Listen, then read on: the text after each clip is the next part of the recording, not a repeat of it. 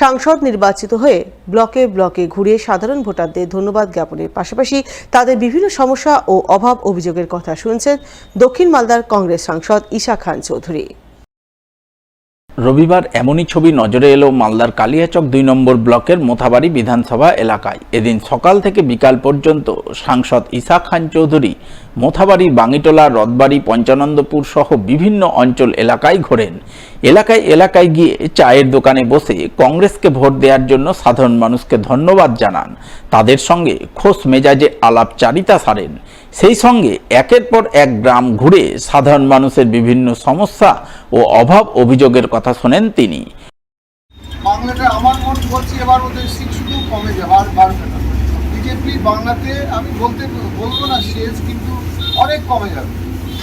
আর আমাদের যারা ভোট দিয়েছে বিজেপি, ওদেরকে বুঝিয়ে ভালো করে বুঝাতে হবে, ভাই এই সরকার আর থাকবে না, সে 2 বছর থাকুক, 3 বছর থাকুক, আগামী দিনে একটা নতুন সরকার আসছে, একটা সেকুলার সরকার যে সবার জন্য কাজ করবে, নিরপেক্ষ ধর্ম নিরপেক্ষ সরকার আসছে, কংগ্রেস সরকার, ইন্ডিয়া অ্যালায়েন্স সরকার আসবে।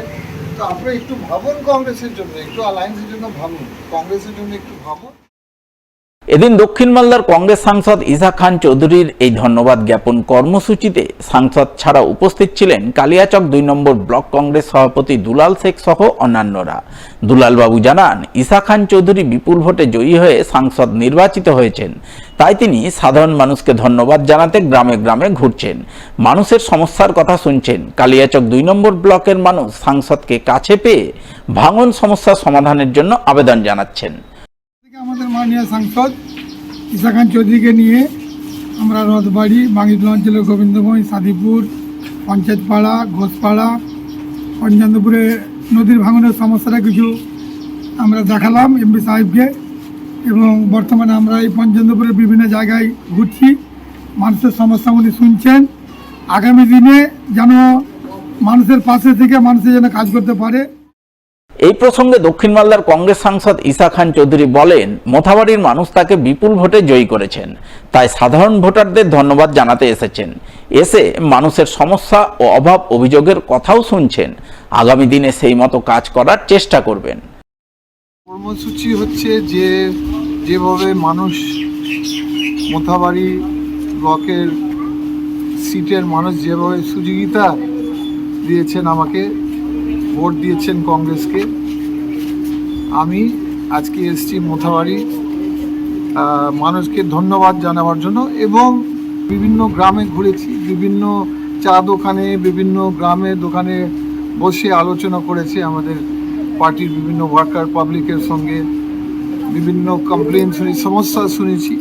মানুষের সঙ্গে যোগাযোগ রাখতে চাই যে আপনাদের সমস্যা হলে আমাকে কী সমস্যা হচ্ছে আপনারা আমাকে বলবেন, আমি সবসময় পাশে আছি।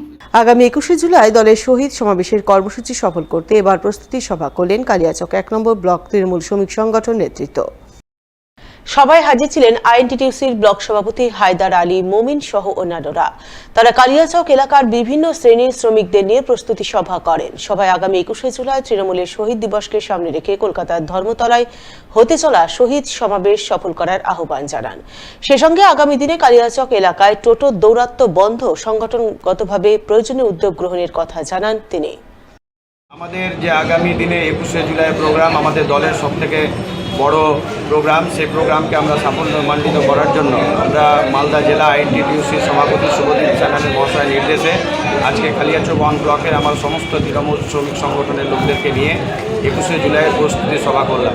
এখানে যে টোটোর যে দাপাদাপি বা সমস্যাগুলো রয়েছে, এগুলো নিয়ে আমরা চেষ্টা করছি প্রশাসনের সহায়তায় নিয়ে তাদেরকে সঠিক রাস্তায় নিয়ে আসা, যাতে করে প্রত্যেক জনগণেরও সুবিধা হয়, প্রশাসনেরও সুবিধা হয়, এবং যে সমস্ত টোটো চালক টোটো চালিয়ে তাদের দিনরাত পরিশ্রম করে তারা সংসার চালাচ্ছে, তাদেরও যাতে সবই সমস্যা না পড়ে, প্রত্যেকের দিকে নজর রেখে আমরা একটা সুষ্ঠু পরিকল্পনা গ্রহণ করার চেষ্টা করছি।